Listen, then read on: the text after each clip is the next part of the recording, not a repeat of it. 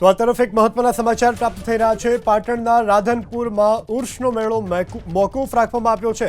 મોટા સમાચાર મળી રહ્યા છે।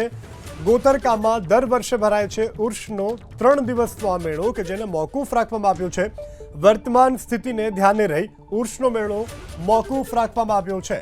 તો 13 થી 15 મે સુધી યોજાવાનો હતો ઉર્સનો મેળો કે જેને મોકૂફ રાખવામાં આવ્યો છે।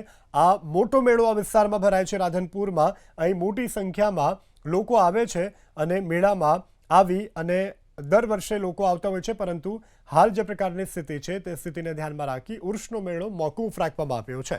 તો હાલ જે તંગદિલી ભરી સ્થિતિ છે, આ તંગદિલી ભરી સ્થિતિને લઈ અને ઉર્સનો મેળો બંધ રાખવા માટે સંચાલકો દ્વારા નિર્ણય કરવામાં આવ્યો છે। હાલ જે પ્રકારની સ્થિતિ છે તેને લઈ 13 થી 15 મે સુધી ઉર્સના મેળાનું આયોજન કરવામાં આવનાર હતું, પરંતુ આ વર્ષે જે પ્રકારની હાલ સ્થિતિ છે તે સ્થિતિને જોતા ઉર્સનો મેળો બંધ રાખવાની સંચાલકોએ આ વખતે નિર્ણય કર્યો છે અને આ અંગે ઓફિશિયલ લેટરપેડ જે છે તે પણ જાહેર કરવામાં આવ્યો છે।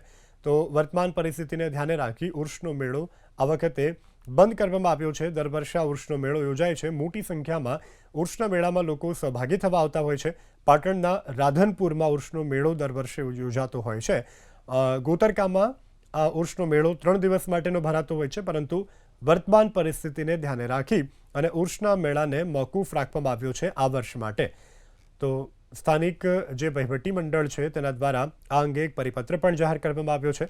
પરિપત્ર થકી સમગ્ર વિસ્તાર અને ગુજરાતમાંથી આવતા જે ઉર્સના મેળામાં સહભાગી થતા લોકો છે તેના માટે નોટિફિકેશન જાહેર કરવામાં આવ્યું છે અને વર્તમાન પરિસ્થિતિને ધ્યાને રાખી આ ઉર્સનો મેળો નહીં યોજાય।